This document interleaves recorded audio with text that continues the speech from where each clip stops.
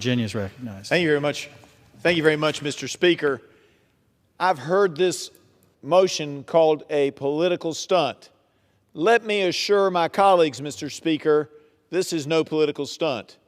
Congress must use its inherent authority when it deems it proper. This is a proper use of that.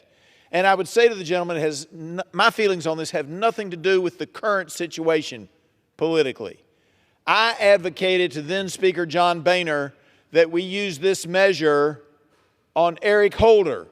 If he chose to come to the floor of the House for a State of the Union address after having been found in contempt.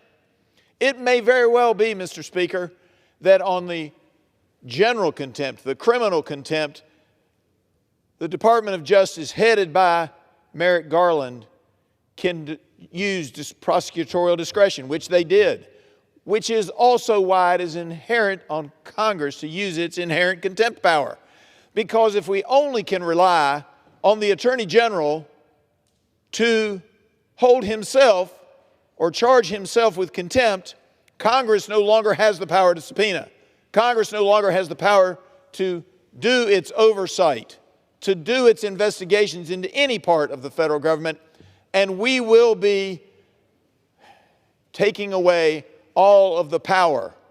We will be emasculating the United States Congress. It's not appropriate. We should have used this power 10 years ago. We should have used this power 8 years ago.